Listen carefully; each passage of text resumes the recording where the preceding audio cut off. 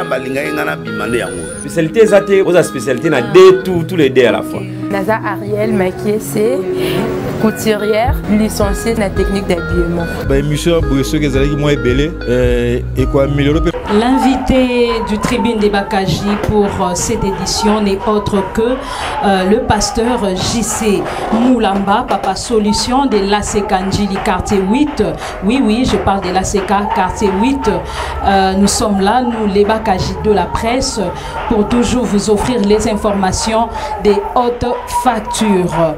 Na iye elongo nandeko nangai oyazabu mwasi na kata Tribune des Bakaji nature ndisu tozolobele longo na pasteur na maïmatali vraiment politique na église. Bonjour Nature. Tu vas bien? Et l'autre est mis ici sur le pasteur a dit sur pasteur JC. Une fois de plus, bonjour à vous qui nous suivez de partout. Vous êtes bel et bien la mission de notre Tribune des Bakaji que reçoit aujourd'hui le pasteur JC Moulamba, Papa Solution, pasteur responsable de l'ACK Njili quartier 8. Naingi Torobeta Masolo et Talibongo politique église. Tous comprendre pourquoi si jeune le lot tous comprendre église et comme la tendance est politique. Tous batté mais bango basunga biso lokola bazo evre na kati ya mosala nzambe basunga biso na bino longo to ba le pourquoi makambo est comme merci merci beaucoup Nature. Bonjour pasteur. Bonjour ma soeur. Vous allez bien? Par la grâce de Dieu on tient. Biso toye bibino za papa na biso ACK mais na biso misusu pe ba ebio benzate ba kosa pour découvrir pasteur JC Moulamba azanani asalaka réellement nini awana Njili. Le pasteur Jean-Claude Moulamba, il est pasteur responsable de l'ACK Njili quartier 8, église locale de Njili quartier 8, une grande communauté qui est dirigée par notre père spirituel, l'évêque Pascal Mokuna.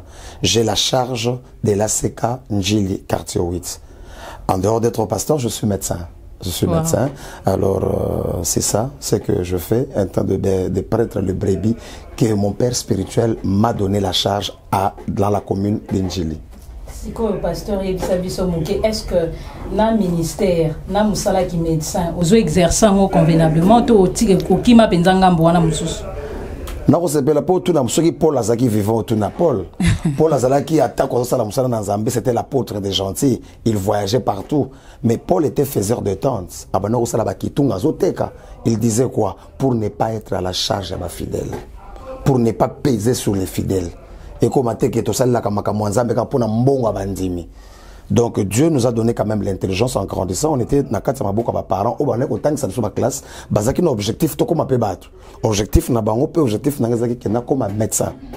Et je suis venu médecin et Dieu a fait grâce dans la médecine. Il m'a appelé dans l'œuvre. Donc il y a un temps où j'exerce ma kamunange tele ki munganga. Il y a un temps où on n'avait pas pesinga na exercer musala pour na repetre ba brebina. Alors, pasteur, sujet la mission, maman, le journal Lilo, ils ont vraiment bongo étali politique dans l'église. Est-ce que politique et quoi ça n'a pas na basali nzambe bako ça la paix politique? Oui, basali nzambe bako ça la politique. Ce qu'on t'a dit na kati ya sacerdoce, na kati ya banganga nzambe na tango ya Yesu Christ na tango ya Bible, ezalaki na libota moko ya ba sacrificateur au bazaki destiné kaka pour na musala na nzambe na sacrificature. C'était les Lévites. Famille wana bango bakwa kosa eloko mususu te kaka kosa lanzambe na musala na nzambe. Mais les autres pouvaient faire tout ce qu'ils pouvaient faire. Ma bota no so bakwa kosa lo bangi basala. Ce que muto a bengami na sacrificature, a bengami nganga nzambe, o nzamba che na mission wana, afsala musala wana, il n'a pas le droit d'aller faire la politique. Mais l'autre personne, muto mususu, comme un simple fidèle, comme un simple évangéliste, autant mususu azana ministère te, n'apa pe selikabo, ana doa prophétie, ana doa kosala mamaka mususu. Il peut faire la politique, il n'y a rien qui lui interdit. Parce que la politique, ce qu'on t'a bien, même la parole de Dieu, toute la parole de Dieu, politique est en akati. On avait des rois. Ces rois-là qui géraient le royaume, ils faisaient quoi? Ils faisaient la politique. C'est la politique, n'a qu'à la royauté. Dieu a appelé quelqu'un roi, il a appelé quelqu'un juge. Et bon, on a un juge. Les juges étaient qui? Ce sont des gens que Dieu a appelés, a établis, mais pour administrer tout un royaume. mboka moko pona kocha administration ko bongisa makambo etali mboka wana ndozo mona bazokende ba guerre mutango bazobenga prophète mutango bazobenga roi mutango bazobenga moyembi ozaki roi David mais roi David gérait mboka et à un moment il prophétisait et le moment zoyemba nde totanga ba psaume na ye. Donc il y a des gens que Dieu a mis à part pour le sacrificature, pour la sacrificature. Il y a aussi de ceux-là que Dieu a mis à part pour nous gérer makambo et makambo. Ok, pasteur justement, merci pour la réponse. Au-dessus de cette comment, tant il y a dans l'Ancien Testament, roi, juge, qui plus la salle d'Azambé, mais qui plus intérêt à peuple, qui comporter message pour la ordre. Na mboka mais toujours dans la lelo façon makambezo leka. Allez-y, je vous écoute maman. Façon makambezo leka parce que dans Nzambe baza plus côté ta politique pour na intérêt personnel. Ba memi perdition la peuple de Dieu. Vous montrez que aujourd'hui faut compliquer ça parce que aujourd'hui l'Ancien Testament là ça actuellement ils ont leur maman, on doit faire la part des choses dans beaucoup dans autres zolobé là. Ces gens-là, quand il administrait Mboka, il amenait la parole de Dieu dans la loi à Mboka. Il montrait qu'est-ce que Dieu veut. Mboka est Ambola. Quand on dit les 10 commandements, c'était pour régir Israël dans Mboka. Israël est Ambola nango. Ba loi. Ce côté na kata ba mukana ni so ba les lois, ba préceptes c'était pour que batouana bala ki sabatu. Dieu d'Israël veut que nous marchions comme ça. Dieu d'Israël veut que nous soyons comme ça. C'est ça, c'est que et salama na kata bana na Nzambe. Alors, lelo soko moni mutu akomi ko sala makambo, akomi ko kota na politique, pona intérêt na ye, pas pour comme ma batu ba yeba pe Nzambe. Sache bien que on est comme une distraction. Il ne fait plus ce que omission Nzamba Pesakiye. Nous devons avoir aujourd'hui des hommes de Dieu dans le Parlement. Pourquoi? Pour défendre aussi les Écritures, que l'Aksabatu, le principe en Zambé, la norme Oyo, ils ont tambulaté dans la Mboka, la dépravation de mœurs. Comment ces hommes de Dieu là dans le Parlement ils peuvent parler de la parole de Dieu, peuvent leur montrer ce que Dieu aussi veut. Pasteur Amonio Mati Molikolo, prophète Jusé, mais tous ont normalé, mais tout qui est malé, tout le monde est parlement il y a Busso RDC Biozo, exemple, il y a parlement africain, bien européen, bien. Je parle d'un homme de Dieu, je parle en tant qu'homme de Dieu, pas de la RDC. Moutsal Nanzambé, Yamukili Mobimba. Je ne suis pas seulement pasteur pour la RDC. Si je vais dans n'importe quel pays, des pays du monde, on me reçoit comme un homme de Dieu. Donc je parle dans tous les parlements du monde. Naba gouvernement Yamukili, Naba Sénat Yamukili, Naba Assemblée provinciale Yamukili. Nous devons avoir aussi des hommes qui parlent de la chose de Dieu. Pourquoi les lots, par exemple, total, toujours en casse na Kinshasa, tant que la période de confinement. Pourquoi l'instance à l'icolo et Mboka présidence, et ça qui a besoin de l'église. On veut avoir aussi la vie de l'église. On veut dire qu'est-ce que l'église peut nous aider dans Katia Makambo. Quelle est la part de l'église dans ces choses? On a invité qui? On a invité Baba Pagan, on a invité les pasteurs. Et ça entre dans la politique du pays. Donc c'est-à-dire qu'un pays ne peut pas marcher sans Dieu. Un pays ne peut pas être dirigé sans aussi l'église. Vous allez voir dans le monde entier, tous les églises catholiques, ça partout. À ce point, ça a une injonction à Yanakati. Tout le monde qui, par exemple, dans la période où les la campagne électorale, qui avait le monopole à Makambo, c'était la Cinco. C'est la Cinco, c'est l'église catholique. Mais pourquoi on a besoin d'eux? C'est-à-dire qu'on n'a pas besoin d'eux, mais on a besoin de Dieu. Même instruction, on est à 5 ans et autres, pasteur. Il y a un créé des instructions, bon, des autres. Parce que 5 ans, ça va tout le monde qui nous marcher, peuple de Dieu, bazo koufa. Faisons la part des choses, madame. Oui. Nous parlons de la chose de Dieu, nous ne parlons pas de la chose des hommes. Oui. Si un homme de Dieu va pour ses propres intérêts, ça c'est la distraction. Ça c'est jouer de Dieu. Nzamba pesa kamutu mission pour représenter Nzambé. Ce qui est le ce n'est pas parce que Bakei n'a intérêt en Zambé. Bakei ko sala pona église te. Les lots, loi ni ne zo régir biso pona église. Par ni une église et zo na mboka oyo. Allez dans d'autres cieux. Vous allez voir que na kata ba budget en mboka. Église peut ça la part nango ou les pasteurs peut zo futama. Pourquoi Bamboka wana bazopesa ba 10 000 na bango na ba église? C'est parce qu'ils ont compris que ces gens-là respectent leur place. Ils ne sont pas partis pour leur propre ventre, leurs propres intérêts. Baye baye ka fungole chaîne, baye baye kazana ba tobele, baye baye ka tambola na mituka luxe à voyager à bapoto. Non, mais pour l'intérêt de l'église. Et l'église a un apport n'importe dans makamba politique. Mais ceux qui bobani komona batu bazo bundana na makamba politique, bazaba dans Zambé, c'est la distraction. L'église et la politique, tel est le thème autour duquel nous sommes en train de nous apaisantir avec Papa Solution, le pasteur Jean-Claude Moulumba, Ouazaboro Mokambia, ACK Njili, quartier 8, Toza Abisobasa Makasi, Ngai Muriel et Longona Nature Ndissou, Tozo Lobela Matali, église na politique. Alors, pasteur Moulamba, oui, maman. Alinaye Banana, un pays ne peut pas fonctionner sans l'église. Yoza Mokambi. Oui. Mosali Nzambe. Tout à fait. Vraiment à la lumière de la parole de Dieu. Est-ce que l'église ezosala musala na ngolo lenge sengeli ko sala na mboka na biso ko landisama pasi o bana mboka bazomona ba mususu ba lobi kutu ba téléspectateurs na biso ba bitin il faut ba église et kanga makutu. Il faut que l'église to kanga yango. Pour en tout cas trop c'est trop. Tozo retrouver même na kati ya église tozo retrouver monde. Ba pasteur o baza désigné pour na ko kamba même mboka, pour na ko orienter même ba konza mboka, bazo désorienter bango. Maman Muriel, vous allez comprendre une chose. Quand on est homme de Dieu, c'est-à-dire que c'est Dieu qui vous a établi. N'oubliez pas dans la Bible ici, dans le livre de Matthieu, la Bible dit ceci. Il y a des sacrificateurs ou bien il y a des eunuques. O ba micha bango moko, o nzambacha, o pe bato bacha. Quand on est appelé à servir Dieu, on est appelé pasteur. C'est quelqu'un qui est mis à part. C'est quelqu'un qui a reçu l'onction de Dieu pour effectuer l'œuvre que Dieu t'a donnée.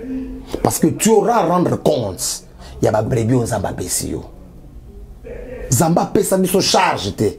Même bato politique, ce sont des hommes qui exercent la politique. Ces gens-là, c'est nous qui les gérons en tant que leurs pasteurs. Tout ça, pasteur na bango. Ils ont quand même na droit de se soumettre à sorte que basai na Zambé. Soki sikoyo ngai mutu esengeli na la kisabango makamu na Zambé. Na komi ko luka o ya bango. Wapi valeur à l'église. Or la Bible dit que nous sommes des modèles. Nous devons essayer bango bayande panabiso. C'est à eux de venir à nous. Ce n'est pas à nous d'aller vers eux. Parce qu'ils doivent voir en nous la lumière qui doivent les éclairer pour bien diriger le pays. Mais maintenant, si maintenant, tu as bassin dans Zambé, oh bah comme ko bunda na ko welana. Maman Muriel, c'est là où j'ai dit. Maintenant, posons-nous la question qui les a établis. Paul Nzamba kutraka Paul Nanzela. Toyebaka Paul azalaki mutumoko munene azaki akola na école munene à Gamaliel, mais il persécutait l'église. Est-ce que Dieu n'avait pas des gens azaki na batu to akoti na baba ki noté abatu? Pourquoi ils ont que nous soit un persécuteur? Mo bomi pe azo persécuteur na kati église. Mais quand vous pas juillet, azuita ya okene ba préparer, ba former. Après tant va former, Zamba lança qui est mbala mon côté. Zamba tika ke na collège abampaka on ba former ya kola. Neti ngonge betaki. Zamba so banini, baso biki en pleine prière, l'esprit dit expressement, mettez-moi Paul et Barnabas à part. Est-ce que ces gens-là que nous appelons pasteurs ont été mis à part? Est-ce qu'il faut pas que l'église na bango tout poto sala ndeni po na yoka na mosali ya nzambe mo pe koloba na sur bien formation na nazo informer au pasteur JC mosali ya nzambe na lobi que non monsieur Kabila a monié déjà les grands prophétiques na ye a rosonga en 2023 on est à orientation ou désorientation spirituelle. La question se posait, est-ce que c'est un homme de Dieu réellement? Est-ce que Dieu l'a appelé réellement? La prophétie de Dieu ne se contredit jamais. Quand Dieu dit, Dieu a parlé. Dieu ne tâtonne jamais. Dieu n'a jamais tâtonné maman Muriel. L'ainsi dit Dieu et l'ainsi dit Dieu. Si Dieu avait dit, tout le monde a dit, oh mutakole ka Shabani, oh mutakole ka Shabani, c'est Shadari Shabani, mutakole ka boy, mais na pour savoir battre sur ma sutuka mutaleke nani président Félix. Sur ma prophétie on est kenda wapi. Bible zoloba que un prophète qui dira quelque chose sans que moi l'Éternel je lui ai dit ça, ce prophète sera puni de mort. Punir des morts là, c'est-à-dire quoi les lots? C'est-à-dire quoi? C'est pour ça que je dis, punir des morts, c'est-à-dire quoi? Quand la carte est à Koufa, même son ministère n'aura plus d'impact. Kosomba Mitouka, ce n'est pas l'évolution, maman. Le ministère, l'évangile. Sango malam ne tobane ko mona liboso. Ngala bane ko kola. Nazo kola nazo ya nazo kuta na palais du peuple. Ba osala ba prière pour la nation. Ba to baso tonda. Nazo mona ba stade des martyrs na ba expatriété. Na ba congolais ya biso, ba papa na biso baza lelo. Ba oton sa ba martyr, ba oton sa tata Raphaël. Évangile na sango malam na kati mboka. Balingi ba teka mboka na ba bloko mususu ba prière à pambe changer makambo. Aujourd'hui où sont ces gens là aujourd'hui? C'est ce qu'on appelle la mort. Où est cette force de l'évangile qui bouleversait les choses? Autant là, est-ce que tu crois que moi, la science occulte et tu as banderole likolo? Le autre comme on appelle dans une campagne à science, campagne à science. Pourquoi cette force-là n'est plus, elle est déjà morte, elle n'existe plus. Les noms sont là. Saül n'est pas ça. Mais Zamba s'est retiré en Golu. À ça, Zoma Fouta, à ça, Tcham Mouton David. Mais ils régné. Ils peuvent régner. Mais Saül est là. Hérode a tué beaucoup des enfants. Pourquoi? Parce que dans son royaume, il y avait déjà un roi qui était né. Qu'on ne vous trompe pas, maman Nangaï. Qu'on soit mitouka, qu'on s'en a bâché à la télévision, ce n'est rien. Dieu bénit toujours. Nana Baxelo, comment va pasteur? Bolobi bien à l'andio, mais à bouquet d'union. Mais, saut totali na parlement.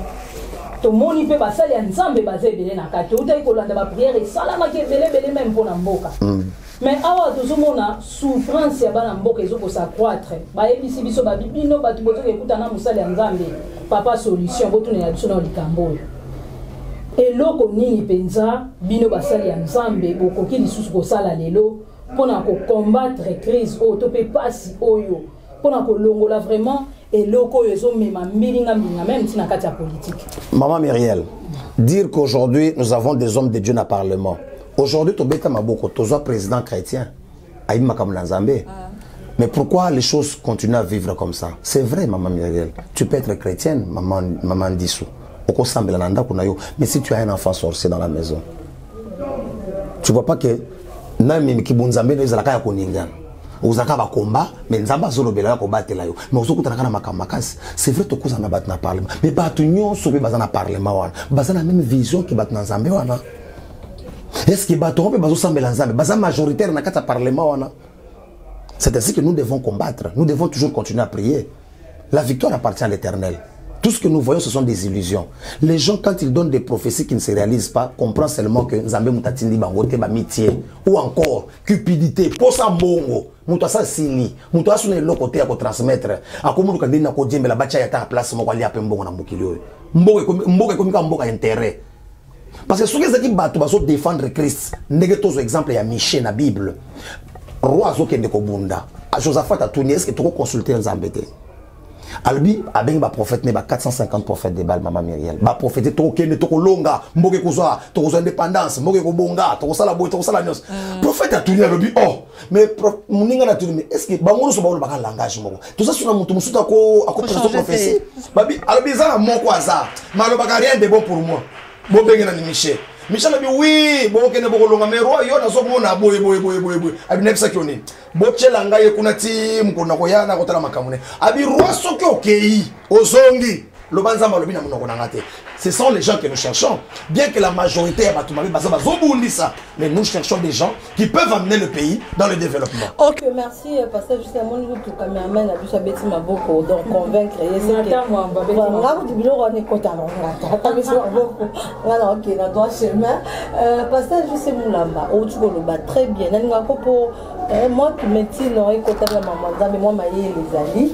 On a vu que bando qui basé Belenga, Zuka, na balusion on a traduit en gros. Bando qui basé tout autour, il y a parlement, pourquoi pas qu'on dénoncer Bango. dénoncer que monto donc prophétie eza lokuta tant il y a d'autres courage azo les kanabatan ikie pour na prophétiser par rapport ya mboka par rapport ya président de la République bino ba réserve wana o nzamba bombi ba pasteur Azaf ba pasteur JC Moulamba boko kobima pe bo dénoncer peuple de Dieu ayeba pour tout le monde bino bozala na silence bo bimisi a peut to mona et longo nazomona moi génération moi comme ko disparaître ba père spirituel ba romi ko kita moi c'est ba moi génération moi ezomata pour car bêtise ba bimi na mitema ba pourquoi pas ko dénoncer. Maman, nous devons savoir une chose. Ensemble, vous appelez les réserves. Un réserve, c'est qui? C'est quelqu'un qu'on prépare pour remplacer celui qui n'a pas bien travaillé ou bien qui travaille, qui est épuisé. N'allez pas le mettre directement avec les épuisés pour qu'on puisse aussi l'épuiser. Tous de la moutonna si là. Tout le monde n'a pas sa zokende là. Baye Bakoutine c'était zobotate. Après beaucoup d'années. Abi mais couper cet arbre parce qu'il ne produit rien. Il occupe inutilement le terrain. Mais Moutabana Kosala Moussala Binin, non. Tu pèses ça au sultan. Abi, tu coûtes baloni blé, mais tu coûtes ivré. Et boti. Oh, tu picoles la ivré. Abi, non. Ce n'est pas picoler ivré. Na blé pe Kosala Nini, et Kolongo. Tu t'y calmes sur balé, qu'on a un gong et coquille. Tu Kolongo la blé, tu coupes ivré pembeni. Ok, il y a des gens, maman, na batu na Zambé. Oh, tu so benga batu na Zambé. Ngombe zoya. Zambé bakosa kaite. Nzambe basakana kana ete nzamba kotikala nzambe nzamba change kate soki nzamba lobi a et kotikala a ce n'est pas le corps le baki a na 2011 na 2020 akobi na b non Dieu exécutera ce qu'il a dit biloko nous sommes na baitano muke soit disant nzambe bazolo bawana soit disant prophétie et yo la connaissance de la parole ce qui nous tue c'est la parole de Dieu soki muto ebi loba na nzambe il comprendra que oyo azali politicien libomo azali politicien mi batsami alati poso ya musali na nzambe a lukande pesa kolia espoir ya souté parce que ce qu'on a dit bien mutu bozo pesa exemple wana autrefois après ça prophétie mabe liwa ya même ya mutu on le lance à façon on a pouvoir ba image ça les lois ont ba karoso on a pouvoir c'est pour dire que quand quelqu'un a faim il peut exercer toute la main de munoko na ye pona ko senga mutu sala nini souviens-toi du corbeau et le il a tout fait pour avoir quoi? Le fromage. Vraiment. Pasteur, je te remercie. Bon, tu as temps la vérité, c'est le temps de la vérité.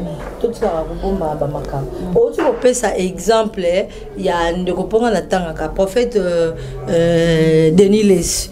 Aloba qui est président de la République, bazo na bazo tirer poison zo kufa. Amoni susu président Yakala azozonga na pouvoir. Tu as exemple, il y a père spirituel, papa évêque Pascal, on a respecté la mingi, mais mon sala, il faut que symbole, objectif, il faut que symbole. Papa évêque, Bazara kita mata, na ancien président, Bakiti Bamati, en tant que comme ça, pas président Sikakoti, papa Fadji Béton, président Labusso, a changé le langage. Aux hommes, on a dit que et ça a mabe yoza na kati ya seka eloko wana ozokozwa yango ndenge nini tant que moi avec Pascal Mukuna omoni moi changement ya climat wana papa lobi makamsusu azongi ye pazoluka biftek. Merci maman. Nazo bana deuxième question. Il y a papa nangana banana papa nanga mulimu. Cet homme avait prêché la parole de Dieu que peut-être beaucoup de gens n'ont pas compris. Il a dit ceci, dans le livre de Romains, il a dit que l'Église ne travaille qu'avec le pouvoir établi. Ce qui est le pouvoir bachango, ate outi na fraude, ate outi na ndenge so bakosa la wana. Ce qui nzamba lingi pouvoir wana ezalate, moyen zala. Mais ce qui est l'autre moni pouvoir wana ezali, c'est-à-dire que Dieu a accepté. Toute autorité vient de qui? De Dieu. Alors, si moi, Église, bachelingai Félix nani président nani Kabila na pouvoir, je le soutiendrai, je le mènerai, je prierai pour lui, parce que c'est mon président, c'est celui qui engage le pays, qui m'engage dans le monde entier. C'est Dieu qui l'a établi. Mukolo penzamba longolié na benani na balusi mukongo. Je tourne la page. Tu comprends? Là je tourne maman. Maintenant je m'engage à celui que l'Éternel va établir. Qu'on s'attaque. Maintenant, c'est ça, maman Myriel, comprenez une chose. Il n'a pas...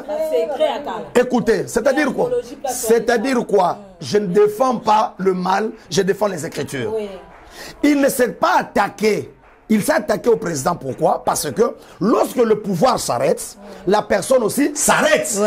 Il n'a plus droit de s'ingérer. Nakata Makambo et Zoko dans le pouvoir. Mais quand il a remarqué que Dieu a établi une autre personne, et la personne qui était auparavant commence à s'ingérer, à mettre obstacle, na oyoza matché, to côté les mélango, net yo maman Myriel, le loba longoli yo na musala. Ok, ito ba longoli te bache, bakamati bisu bache la place na yo. Siko rôle na yo te oba ne ko sala wana, et katento ezo continuer. Nana abandi ko sala musala place wana. Maman dit n'est-ce pas? Siko bazo mona yo, ozaka ko ko pesa ordre. Na place maman dit ça fandi place wana, mais yo zo pesa ordre. Même ba caméraman ba na sima ba te za raté. Jamais yo so longwe. Makamono pesa longwe. Tika pe muninga sala musala to mona pende muninga ko sala. C'est ça la réaction de l'évêque Pascal Mokuna. Mais la Bible dit quoi? Que les faibles, que les forts soutiennent les faibles, non? Na minito Joseph Kabila à une époque il y a faiblesse. Voilà. Normalement l'église est soutenir et maintenant pasteur moko ka lobi ke bolia balia. Qu'est-ce écoutez, ozomona ba komi ko bimisa biloko e komi ko salama pourquoi maman? Vous comprendre une chose. C'est la rancune. Vous comprendre? Ce qui te lié, yo e ba ko liate, ya yo esili ya moninga etikali, okomotana ndenge moninga zo continuer ko lia e ba no sala mutema passe. Na zolo makamoteka ba na zo pesa ndenge exemple par rapport à ndenge bolobi ba lia. Na pesa ndenge to fandi boye, maman, $60, $200, 200. Siko yo kemba la mona 200 na yo, ok pesa likango na yo. Muninga tikali abandi ko investir asomi ba mituka. Siko komo fanda. Toliaka, yekutu, aliaka kolekanga, o meboleka 200 mais il a développé bien. Yo lié ma bé, comment est-ce qu'on peut me muninga? Entre guillemets, je ne t'ai pas là-bas, naïbine baliaka te pona za kuna pété. Vous comprenez une chose? Le problème c'est quoi? Soutenir les faibles. On soutient quel faible? Mais c'est ce faible là qui vous montre que je suis devenu faible. J'ai un problème, j'ai une difficulté, soutenez-moi. Mais quand tu es faible, mais tu as quand même le courage d'attaquer les autres, de détruire les autres, de ne pas vouloir que la démocratie soit assise. Tu es faible. Quand quelqu'un veut dire la vérité, vous l'éliminez, tu es faible.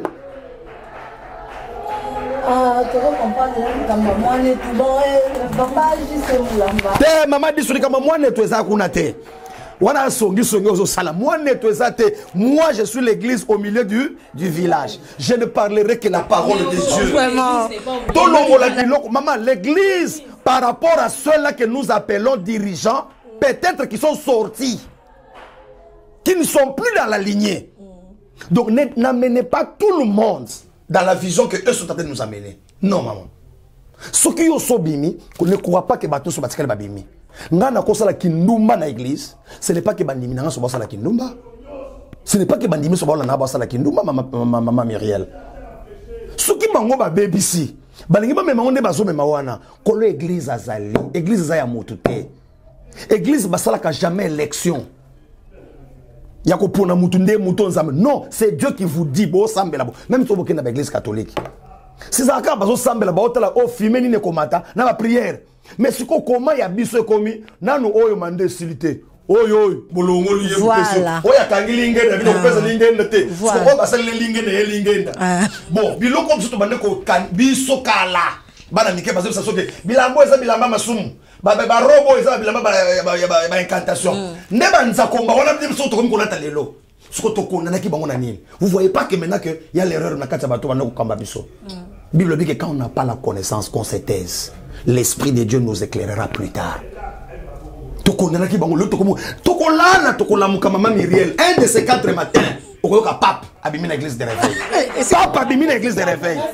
Et l'on retire l'indé yangwana, mettre au finger qui bango. Yango moni bazo pesa no sous-poids. Mais ce n'est pas que le col va baby. Ngambe moulamba na baby ça. Jamais. Ok, pasteur, je sais mon paiement non que pour la monnaie yé mabé. Te yondo baby si. Te malembe, ok malembe. Non ça comme ça. OK maman. Te sanga na no l'église. Poto yé ba le bande ko ba wala na biso. To tsango na mon. Quand on parle d'abord de l'église maman Myriel, c'est-à-dire sortir hors d'eux. Il y avait un système. Zamba tel que système au moyen babika. je dois faire mon église, dans laquelle les portes de séjour des morts ne prévaudront point contre elle. Je les bâtirai. Il a dit ça. À Longo, libiso dans système, à Tchebiso mis à part. Comme ça, à Tchebiso dans Ngomba, pour que Batuno soit baota la biso to éclairer bango. L'église a le rôle d'éclairer le monde. L'église a le rôle d'amener le salut dans le monde.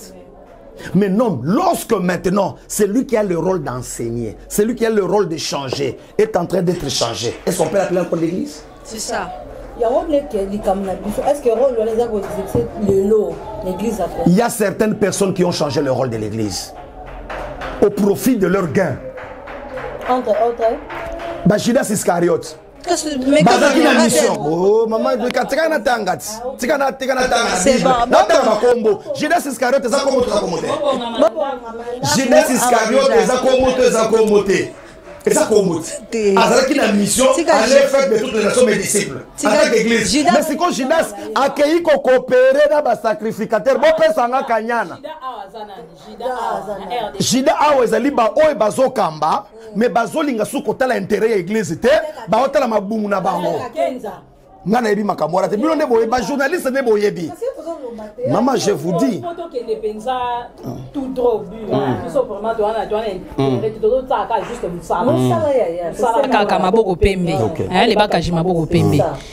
Pasteur JC, comment on a vraiment makambo ezo les kanaka église des réveils? Maman est thème na biso ya émission de l'église et la politique. OK.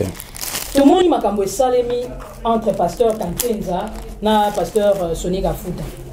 Est-ce que pasteur Kankenza poignardé de connaître Sonic à foutre dans mon Congoté? Comme on a été à ça qui mandat plus de 20 ans, il y a Sili, Mouninga mandé Sili, Malamon Kale. Pour a Madame, de l'Okambane Bonga, croyez vous n'avez pas moni. Nani ndeko Sonic à foutre papa na biso a commis comme ça l'organisation de l'opéco makambo tribunal pour ébattre. Maman, je vais vous dire une chose. Au moins muto azwate na vie, muto réussi ça te. Akolinga jamais mona muto ene simana osala nini a réussir. Bino bosala institution na bino. Bosala plateforme na bino. Soki ezaki pendelo ko église engo ke na ndenga nzambe. Muto ko bonisa ngo azate. Surtout comme ko bonisa na, ce n'est plus l'église, c'est une plateforme. Ce qu'on a plateforme no bo chaka ba principe que muto ko réunir ko na 7 ans après ce combien de fois renouvelable. OK? Ce que yo so sirisi mandat na yo. Moninga koti na mandat na ye. Ezeko ko la ndenge fachaza na mandat na yebo. Il faut que na ngoti na 2020 ce que bino kaka na 2020 awa bolo baka longwa parce que azo simbate. Est-ce que la tête fonctionne? Muto so sala. Donc quelque part ils ont violé statut église des réveils. Kasi bango monde ba tchabilo na bangoti. Deuxièmement, tout qu'il y a une logique à chose maman. Qui peut diriger une église des réveils? Parce que l'église des réveils, c'est une église qui a moka nyonso to na Congo. Mais c'est celui qui a quand même l'expérience. C'est lui qui a la connaissance. Afani, Azo dirigé Pébat. Est-ce que monsieur Obobé Kankenza, il a combien d'églises? Est-ce que lui-même a une église? Ce n'est pas l'évêque, c'est monsieur. Monsieur. Mais c'est un monsieur, ce n'est pas une dame. Mais dans le cadre église. C'est un monsieur. Je vous appelle madame, je peux vous appeler madame, ce n'est pas un péché. C'est dans le signe de respect. N'a pas d'excellence.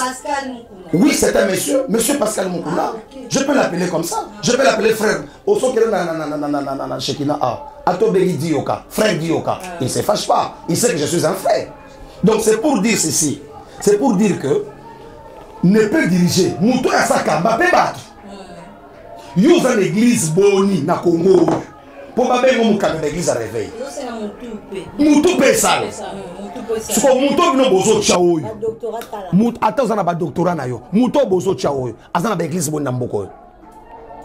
Dodo kamba. Yango ba msubu. Azana ba église boni na mukili oyo. Azana charge nini na mukili oyo. Ko kamba batu nyonso wana. Peut-être batu pozo kamba wana. Iza bato bazana expérience peut-être koleka yo. N'oubliez pas que l'expérience aussi est nécessaire. Est nécessaire. David. Non, maman. Donc, il y a une logique à chose. C'est ça leur propre. Mais maman, c'est une expérience. Maman, Zamba kopé sur le loco, a kopé sur la bonne. Pourquoi Salomon a servi sagesse? Il n'avait pas l'expérience. Il a demandé la sagesse. Il était un enfant. Dieu! Ah, moi, on a bango, hein. Voilà pourquoi, tous les gens ont des ordres, ils ont continué.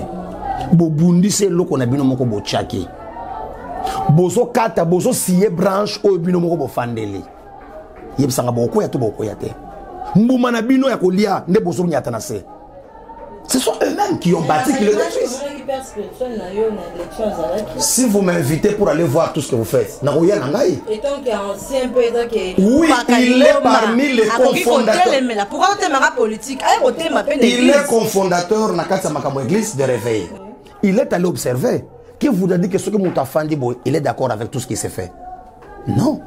Il y a des choses, il y a ses points de vue. Peut-être qu'il ne s'est pas encore prononcé, il va se prononcer. Donnez-lui le temps. C'est un homme sage, il est réfléchi. Peut-être pas so benga bango déjà dans coulisses bazo solo là ngano to yebite. Chaque chose madame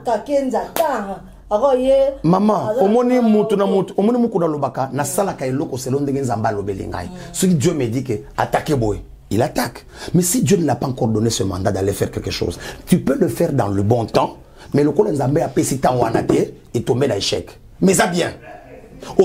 Qui n'est pas dans... C'est comme dans le mariage, maman Myriel.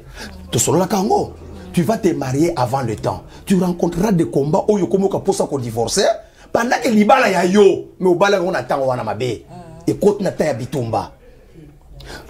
Azo hérité pouvoir na moment mboke za na kati ya makama ya passe ya désordre. Guerre na est, inflation ya mbongo, crise économique, tout ça, c'est le moment où azo hérité.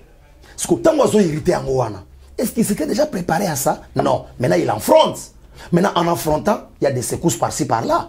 Nous ne dirons pas qu'il a encore échoué. Boutique, il a eu temps. Dans la vie, c'est comme ça. On agit par rapport au temps. Mais si tu agis avant le temps, ce n'est pas le temps. Après le temps, ce n'est pas aussi le temps. Donc, je ne sais pas. Peut-être dans un moment où il est en pour parler avec ses frères. Voilà ce qu'on peut faire. Mais nous, on ne sait pas. Attendons le moment propice. C'est ce que moi, je peux dire par là. Donc, les frères, nos aînés, nos papas, ont fait des choses qui nous font la honte. Il faut le dire. Pour les comme aussi la justice. C'est une honte. Mais nous, en notre tour, nous devons seulement prier. Tout ça, mélanzambe.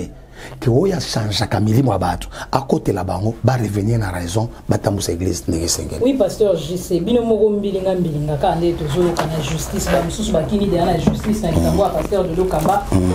Pasteur Albert Kankenza na pasteur Sonia Kafuta. Bakimeli déjà la justice nzambe o aza mosangisi na bino nyonso. Kokai pena ko sangisa bino te. Bino pe batu boza nzinga bozotala. Bukukaki pe ko sala moi quelque chose. Et loko moko pona omema unité.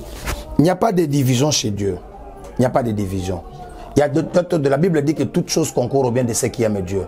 Il y a des choses pour lesquelles Zambako permettre ya. On ne sait pas pourquoi Nzamba lingi bloka boye salam. Il n'y a rien de hasard auprès de Dieu.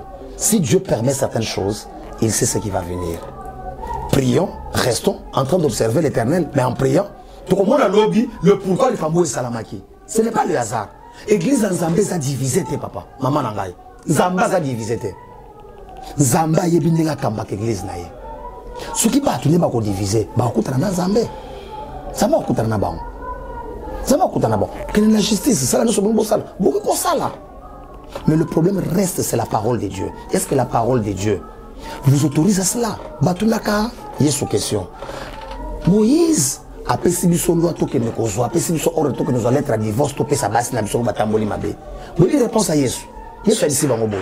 Ce que Moïse a kamata qui bloque a pesé du lobo sala kayango, c'est à cause de votre incrédulité. Mais naïbandeli, cela n'était pas ainsi. Quand Dieu a établi son église, à l'église naïe, ce n'était pas pour ces choses. Les secousses doivent venir entre enfants de Dieu. Parce que lorsque les enfants de Dieu s'assemblent, celles du diable aussi viennent. Satan ayaka pour nous combattre l'église. Mais biso batu il faut comprendre que ton makambo ezoya, le diable cherche quoi et qu'est-ce qu'il veut que nous devenions. To sangana, to bongisa. Mais ce qui est comme guerre, il est comme élongé à makambo intérêt l'église, et comme guerre individuelle. Bobinga mo église te. Pasteur, de la guerre ya batu. En quoi mais l'église te. En quoi ceux qui vous regardent, les fidèles, peuvent encore faire confiance aux églises? Qu'ils continuent à prier, à écouter le message qui amène au salut. Oui. Laissez ces gens-là se battre pour leurs propres intérêts. Ça, c'est leur ventre. Ils cherchent l'argent. Bazana charge à koluka mutu face à la présidence CENI. Alors mutu la personne a commis la présidence à CENI. Faut qu'il pepe bangote. Nga biso de toche wana. Ce que biso faut ça la nini. Tant que bazo lia wana biso bandi biso ba pasteur biso tolia kango. Et sur un niveau na bango n'est-ce pas. Donc eza biloko na bango. Bolo barake la guerre de Kankenza, de Dodo, de Sonic, Afuta, tout ça, parlez de ça. Mais ne parlez pas de la guerre de l'église de Réveil. L'église de Réveil n'est pas en guerre. Okay. L'église est un et indivisible. Ok, l'église de Réveil n'est pas en guerre, vous comprenez. Papa, comme nous parlons de l'église, tous les façades, tous les confessions, tous les églises, il y a des yeux qui éclairent le pays. Lobby n'a pas information pour tout qui nous référons à la source aussi, ils ont confirmé. L'évêque Féloné Ambongo, Féloné Ambongo a lobby que enseignant surtout l'église catholique. Voilà, botano makamba bongo église. Bon, on a posé bongo la bateau, la chômage, bon, pesa bon basa na vie à malam. Bateau basa ba engagé, basa dans la matricule à l'état depuis kala. Yo longo la ba on pona intérêt, il y a confession na yo. Vous trouvez ça Voyons comment? ça dans deux facettes. Oui. Dans le premier facette, l'église catholique se développe pourquoi? Parce que ils respectent leurs propres mesures, leurs propres engagements. Matteo ezopesama na Vatican, na minito, na monde entier ezopesama pe na minoko différent mais quand le même Matteo. Moto côté le melango à tête benga ngote ke bazaba égocentrique, bazaba banani ba tribal, non. Donc ce que le pape a dit na Vatican à 0 heure, na minito na monde entier dans toutes les églises catholiques ils ont se pratiqué. Bango moko ba pesi loko na bango poids, ndé eloko na bango pesi nani valeur. Ce sont des écoles conventionnées catholiques. Bango moko ba lingé loko na bango ezala ndengwana. Total bango nde bazo kene nango. Deuxième facette. To comme on a cadre de tribalisme pourquoi? La conteste ya mboka na biso. Oui. Nous sommes dans un pays qui cherche à se développer. Oui. Nous voulons le développement. Nous voulons maintenant associer tout le monde pour to kene na bango. Tout matsamboka chômage c'est la ndengo toloba. Il pouvait quand même avoir ce cœur-là pour dire, pour le développement, pour l'esprit. Il y a chef de l'État qui a développé. Tout le monde a kabola oyo, tout ça nini, batuno soba kota, mais batamboula na ba principe na biso. Moi j'ai étudié à l'université Simon Kimbangu. Je ne suis pas kimbanguiste, mais chaque lundi on avait ce qu'on appelle le culte kimbanguiste. Lundi nous, on a culte. Nous sommes obligés d'y rester. Ce qu'on a comme kimbanguiste était, mais du moins, n'a pas connaissance, il y a ma kimbanguisme. Tu veux apprendre. Quand tu es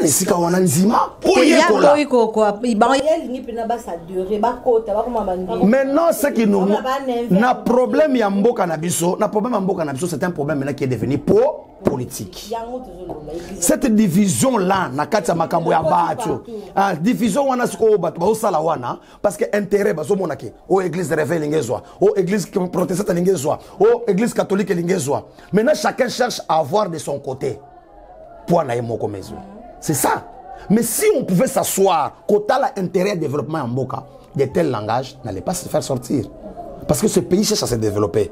Pourquoi maintenant minimiser? Maintenant, s'il y a plusieurs pasteurs, plusieurs enseignants qui ne sont pas catholiques, mais qui chôment, qui ont les bagages, qui peuvent bien enseigner, mais qui chôment, pourquoi engager pas catholique? Donc c'est ça là où je dis que si on a l'amour de la patrie, on ne doit pas avoir un tel langage. Pasteur Justin Moulamba, Madame. Il y a la grande communauté à Sika, vision avec Pascal Mpuna. Papa Justin Moulamba dans la charge, il y a assez Kanji de quartier 8. Pour la démarche, il y a la famille de tant que prophète, pour la Zambé. Il y a vision. Selon la vision de la grande communauté, parce que je marche dans la vision de la communauté Sika, mais chaque pasteur a ce que l'Éternel lui a dit. Je vais développer l'œuvre de la SECA quartier 8 dans la marche, dans la ligne de conduite de la SECA. Mais, quand on a pesinga, na ko manaba campagne à Libanda, na ko sala makamuso ko ezo développer SECA. L'essentiel à ce que ça la nini est mat. Mais ko bimate ke na ko manex ngane na l'équipe kuna Pascal, jamais. Ngana l'équipe comité directeur, jamais. Comité directeur lobi ke na ASECA so bo sala avant bo sala ngo bo avertir père spirituel. Je vais l'avertir papa, na ça sa campagne na martyr. Ok, objectif faisant une action objectif. Il me bénit, je pars le faire. Parce que je vais lui dire que Dieu m'a dit ça. Alors comme Dieu t'a dit, il va le faire. Donc j'ai une vision que Dieu m'a donnée par rapport au ministère à Pessinga. Nazu yango na intégrer yango na kati ya communauté ACK pour na faire évoluer communauté nanga ACK. Donc je pense que c'est ça ma mère. Oui, pasteur JC, to komi penza na suka tozo kima na sima ya ngonga na moi mukuse soki mutanga kuta na yo akuta na ndenge nini et puis mon message pour na comme mot de clôture. Maman Myriel, en tout cas je dois vous remercier. Merci. Eza débat moko eko salama na 30 minutes te. Eza makambo photo lobela ngo pina na muzindo. Vraiment. Beaucoup de la basal dans Zambé. Il y a des hommes de Dieu qui ont des choses à vous dire par rapport à ce que nous voyons. Tout ce que nous voyons n'est pas acclamé. Il y a à corriger, il y a aussi à prier pour cela. Il y a aussi à condamner. Prophétie ne se peut pas à prophétie. Nous sommes extravagance, audace. Mais une prophétie, Bible Zoloba, on reconnaît un prophète lorsqu'il déclare que la chose arrive. Mais il y a eu des combats, mais maka ma prophétie. Tony maka. Il y a offandi bon, so mona maman moko comment on a Myriel a Hollandanga. Myriel baza boni na Congo. Azo mayambela. Ba Myriel boni ba kombela mai wana. Tout le monde a ke ba buso be salama na télévision wat. Maman habité papa na benga ki na kosa ki na obela na ngako tuté. Onzama modiri yo. Tout ça, ce qu'on c'est professionnel ndengini. Donc on doit comprendre que il y a des gens qui courent vite mais Dieu les a pas envoyés. Quant à moi, le pasteur JC Moulamba, je suis à la ACK Njili quartier 8. Je reçois le mardi, le mercredi, le jeudi et le vendredi de 12h30 à 15h juste. À 15h30. Du moins, tant que nous sommes sur la Sili de Nazoyamba. Tous les jours. Merci beaucoup. Tous les jours. Lundi, ça répond à ma maman. Mardi, mercredi, jeudi, vendredi, toi on a culte de 9h à 12h et n'a pas quoi de 17h à 20h. Les dimanches, un seul culte de 6h30 à 10h30. Merci beaucoup, Papa JC. Maman Myriel, c'est à moi de vous dire merci. C'est à moi de vous remercier. Toutes les fois, vous avez ta porte, disponibilité, temps est trop yambabino. Peut-être que tu par rapport à un programme pour la communauté. Tu as régime à programme à la communauté, tu as régime à programme à Abisso. Ce qu'il faut tout le monde créer, tu as fait bakage, toutes les fois que les bakages frapperont à la porte de la ACK Njili quartier 8, la porte leur grandement ouverte. Merci beaucoup, amen. Voilà. Tout comme déjà na Souka, Balandi à Tribune des Bakaji, c'était bel et bien votre émission Tribune des Bakaji. Moi, votre homme de servante, je n'étais pas toute seule. Nazaraki Bongo, à chaque temps et à chaque jour. Moi, c'est à Voania, nature, Lissou.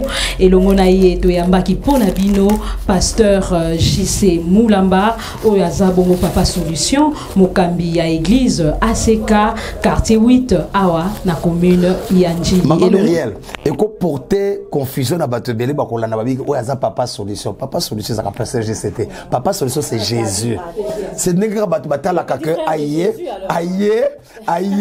un problème. Tout ça, mais la solution. Le qu'on a besoin d'un principe, c'est ici tout s'écrit solution. Où il y a un problème, nous avons solution. Non, mais nous n'avons pas solution, mais la solution c'est Jésus-Christ. Merci beaucoup, amen, amen. Donc la solution c'est Jésus-Christ au travers de son serviteur, le pasteur JC Moulamba à quartier 8 Njili, donc ACK Njili. Merci beaucoup de nous avoir suivis, chers internautes. Vous Nanzela ba chaîne TNT, Nanzela Internet, vous s'abonnez massivement na ba chaîne Nabiso. Alors un grand merci à nos partenaires, Monsieur Kennedy, na pesi Mbote, ba partenaire Nyonso Bakaji, na pesi bino Mbote Sika Bozali, Monsieur Dadi Nature, américain au Congo. Oui, Monsieur américain au Congo. Salut à toi mon ami Mukendi Guilhem Mukendi, pourquoi pas à toi Papi Congolo, Papi Congolo Moné.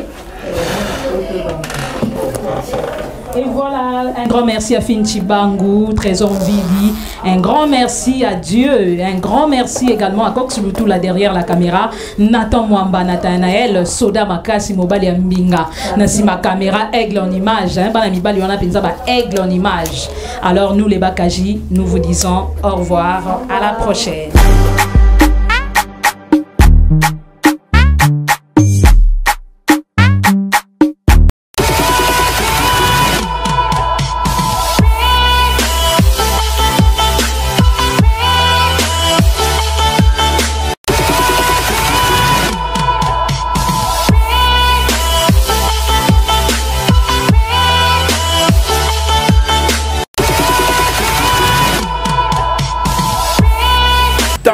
nzambe alingai nga na bima nde yango. Spécialité eza te oza spécialité na deux tous les deux à la fois. Naza Ariel Makiese, couturière, licenciée dans la technique d'habillement. Émission boye soki ezalaki moi ebele et quoi